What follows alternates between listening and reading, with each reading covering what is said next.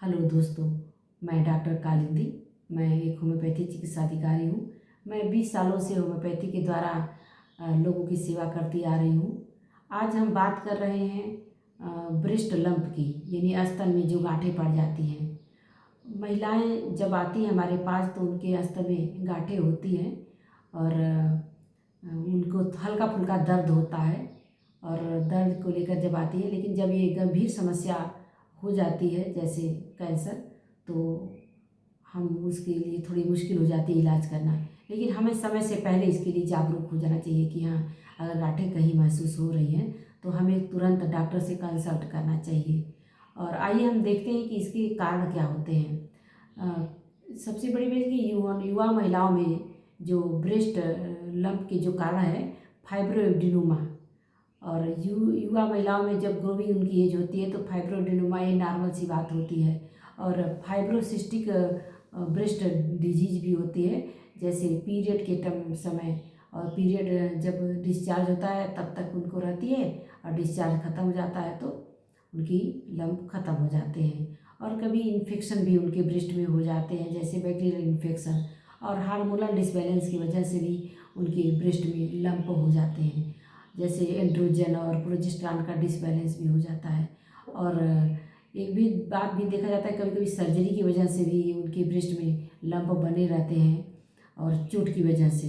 इसमें होता क्या है कि उनके बगली में गांठें होती हैं, और गांठें जो है तो स्लिपरी होती है, पल्पेट करने के बाद वो एक जगह रहती हैं, लेकिन वो कहीं अटैच नहीं होती हैं, मूवेबल होती हैं। इसके कारण होते हैं ये सब।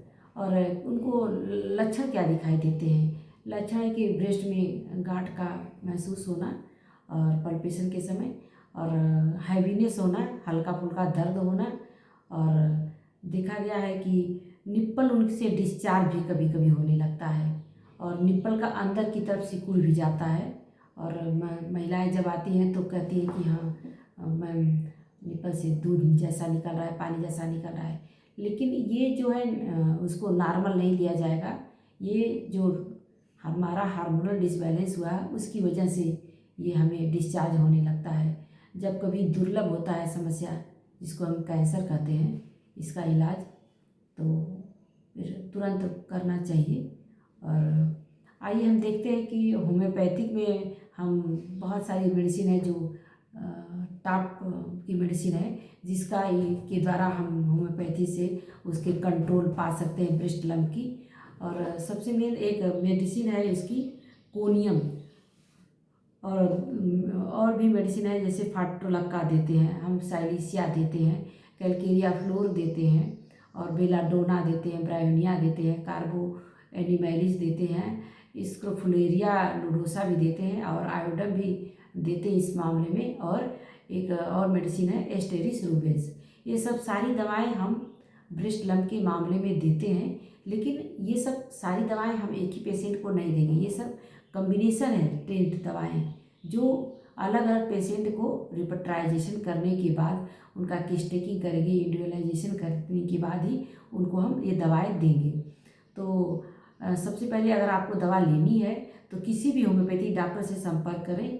सबसे पहले आपको पर्सनल हिस्ट्री ली जाएगी, और आपकी हिस्ट्री के अकॉर्डिंग आपका जो बेस्ट मेडिसिन आपके कॉन्स्टिट्यूशन के लिए, आपकी बॉडी के लिए सूटेबल होगा, उसको सेलेक्ट किया जाएगा और दिया जाएगा। तो आइए आप महिलाएं और बेटियां और मेरी बहनें संपर्क करें मुझसे। मैं ऑनलाइन उपस्थित हुई हूँ, और अपनी की प्रॉब्लम की सलूशन के लिए। और मुझे नीचे डिस्क्रिप्शन में मैं आपका कांटेक्ट नंबर अपना दे रही हूँ आपको, और अपना लिंक नंबर दे रही हूँ, वहाँ से मुझे कांटेक्ट करें। और 1 महीने की मेडिसिन जो है आपका प्रिस्क्रिप्शन फ्री लें सलूशन। और अगर आपको मेडिसिन चाहिए हमारे यहाँ से तो मैं मेडिसिन आपको पार्सल कर दूँगी, और उसको लें, और समय से पहले उसको लें, ये नहीं कि हाँ उसको बढ़ने दें मामले को।